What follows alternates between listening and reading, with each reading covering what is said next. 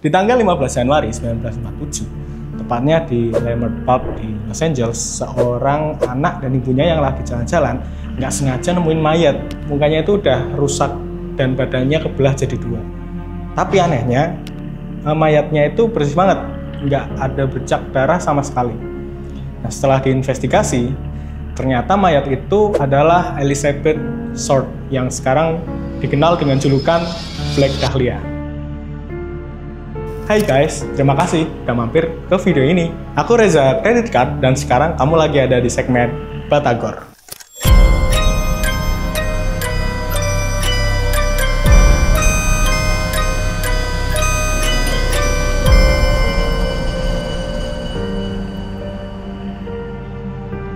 Nah, kali ini kita akan ngebahas salah satu kasus terkenal di Hollywood yang belum pernah terpecahkan. Kasus ini datang dari seorang wanita bernama Elizabeth Short atau dikenal sebagai Black Dahlia karena identik dengan warna rambutnya yang hitam pekat.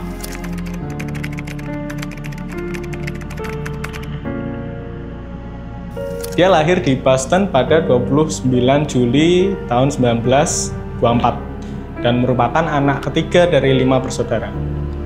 Kehidupan keluarganya ini bisa dibilang agak broken home ya.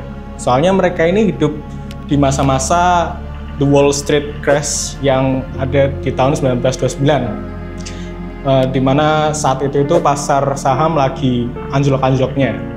Terus bapaknya ini malah ngabisin duit tabungan mereka buat bikin tempat main golf gitu. Nah, karena masyarakat sana juga terdampak krisis tersebut, ya gimana usaha ini mau laku gitu kan. Daripada buat main golf, mending buat beli makan atau usaha nggak sih? Di tahun 1930, mobil ayahnya ini ditemukan terbengkalai di jembatan Charlestown dan diperkirakan dia bunuh diri karena depresi dengan finansial keluarganya.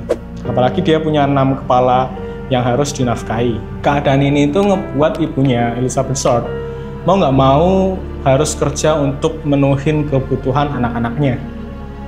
Nah, di umurnya yang masih 15 tahun, Elizabeth Short ini mengalami bronkitis dan asma, sehingga dia harus menjalani operasi saluran pernapasan. Dokternya percaya kalau iklim yang lebih sejuk ini bisa ngebantu dia pulih.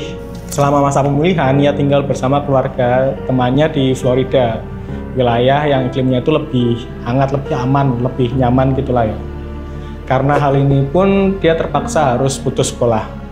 Di tahun 1942, nggak disangka-sangka ada surat yang dikirim ke rumah mereka, dan ternyata surat tersebut itu ternyata ditulis oleh ayahnya yang ternyata belum meninggal. Di surat itu dia bilang, maaf ya guys, selama ini aku bohongin kalian. Sebenarnya aku udah ngejalanin hidup baru di California ini.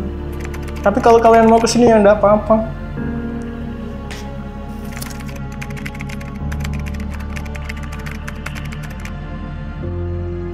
Di umurnya yang ke-18 tahun, nah ini udah 3 tahun setelahnya ya, Elizabeth Short ini mutusin buat tinggal sama ayahnya. Namun itu nggak berlangsung lama. Mereka sering banget berantem, ngungkit-ngungkit masa lalu. Terus ya namanya orang tua pasti mau yang terbaik untuk anaknya ya. Tapi kan mungkin cara bapak ini salah aja, apalagi di zaman itu masih parenting mode VOC. Akhirnya di tahun 1943, setelah debat besar dan udah sampai di pucuk, ia pun memutuskan buat keluar dari rumah. Elizabeth Short pun pindah ke daerah yang bernama Santa Barbara yang masih berlokasi di California. Karena nggak ada yang ngawasin, pergaulannya pun aur-auran di sana. Di usianya yang masih 18 tahun itu, dia udah minum-minum. Padahal usia legal buat minum-minum di sana itu saat itu 21 tahun. Dia pun ditangkap atas kasus underage drinking. Tapi karena masih di bawah umur, dia dipulangkan ke ibunya yang ada di Florida.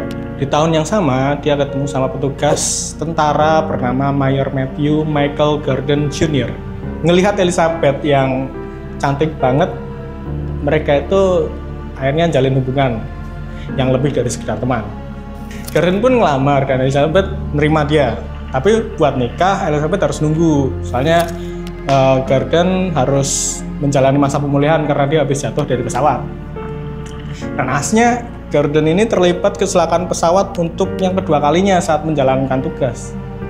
ngerasa putus asa dan harus merubah takdirnya, Elizabeth pun terpikirkan buat jadi artis Hollywood. Di tahun 1946, ia pindah ke Los Angeles buat ngejar mimpinya. Gak semata-mata langsung jadi artis, dia mesti dapat exposure dulu lah ya. Nah, jadi artis kan butuh duit. Elizabeth ini akhirnya kerja di berbagai tempat, sampai harus pindah-pindah tempat tinggal. Dia juga pernah jadi waiters dan nyewa ruangan di belakang klub malam. Dikabarkan kalau punya banyak cowok yang ngedate sama dia, ngasih hadiah buat ditemenin. Jadi walaupun Elizabeth ini punya kesulitan finansial, tapi buat bayar sewa sama memenuhin kebutuhan sehari-hari, ya pasti ada aja tuh duitnya. Ya, kalian tau lah ya dari mana itu ya. Nah, di bulan Desember 1946, Elizabeth Short pindah ke San Diego. Entah kenapa dengan kehidupannya yang sederhana, dia malah senang-senang aja di sana. Meskipun sebelum pindah, dia itu sebenarnya ngerasa takut dan pernah bilang ke temennya kalau dia itu takut. Tapi dia nggak tahu tuh takutnya itu kenapa. Di San Diego, dia ketemu sama cewek namanya Dorothy French dan dibolehin nginep di rumahnya. Sama Dorothy ini, Elizabeth Short jelasin kalau dia lagi ketakutan dan sembunyi dari mantan pacarnya. Terus Dorothy bilang, beberapa waktu lalu itu ada 2 cowok tahu sama 1 cewek ke rumahku buat nanyain kamu.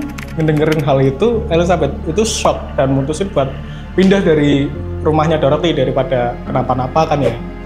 Dia akhirnya pergi sama seorang pedagang yang umurnya 25 tahun yang sering dia temuin belakangan ini. Namanya Robert Red Manley. Sebenarnya si Robert ini udah nikah sih. Jadi di perjalanan menuju LA, Elizabeth tuh ngomong, ntar turunin aku di hotel Baltimore aja ya. Aku mau ketemu kakakku. Manley pun ngedrop off Elizabeth di hotel Baltimore. Terus cipak-cipiki, kiss bye, dan udah ditinggal ya biasa. Pas malamnya, staff lobby ngeliat Elizabeth ini bolak-balik nelponin orang. Kelihatannya udah cemas banget gitu. Sampai akhirnya di jam 10 malam, dia check out dan ninggalin hotel. Gak lama, dia terlihat keluar dari sebuah bar. Di jalan, dia ketemu sama polisi bernama Meryl McBride. Di situ dia nangis-nangis histeris tuh, sampai tantrum gitu, bilang kalau ada yang ngikutin dia. Mas, tolong aku mas. Aku diancam buat dibunuh sama orang. Takut banget aku. Tapi dompetku ini masih ketinggalan di dalam. Ya udahlah ya, polisinya pun nemenin dia buat ngambil dompet di bar tadi. Nah pas nemenin ini, cowok yang disangka mau ngebunuh itu udah pergi. Jadi si polisi ninggalin dia karena dia pikir udah aman gitu ya. Nah keluar dari bar, kok Elizabeth ini udah sama 2 cowok dan 1 cewek. Nah polisi pun mendekat terus nanya, kamu kenapa? Kamu nggak apa-apa? Ini temenmu tadi? Elizabeth ya, dia iya aja. Dan kelihatan fine-fine aja sih emang. Jadi si polisi emang nggak curiga.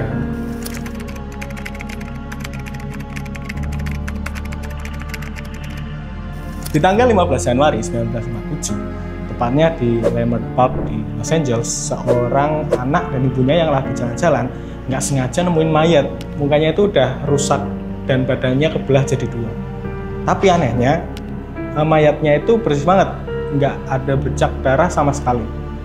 Nah, setelah diinvestigasi, ternyata mayat itu adalah Elizabeth Short yang sekarang dikenal dengan julukan Black Dahlia. Mayatnya Elizabeth Short ini ditemukan tanpa busana dan ada sayatan di tubuhnya. Itu kayak dilakuin sama dokter profesional gitu.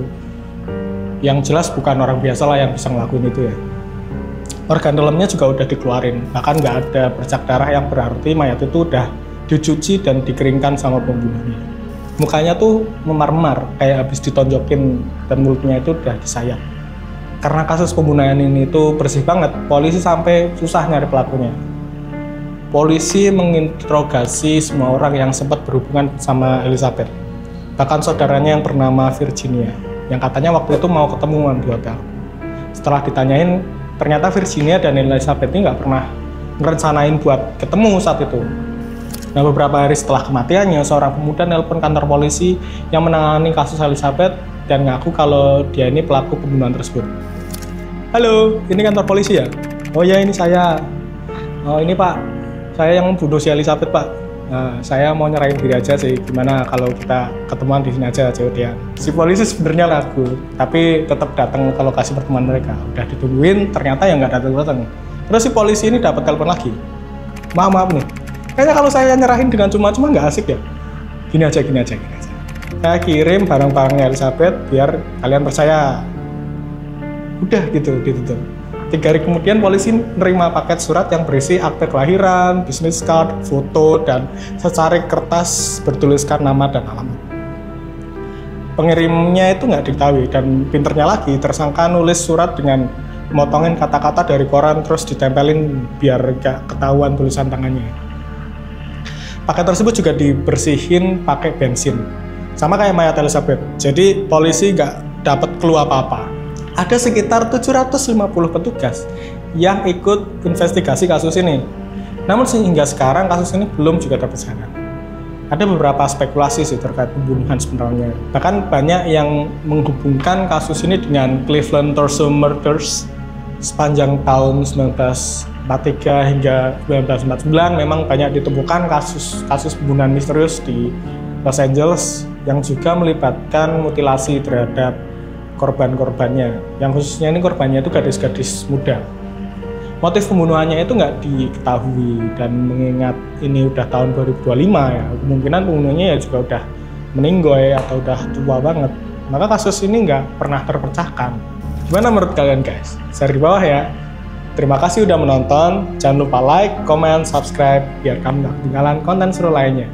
Stay curious, stay mysterious. Bye-bye.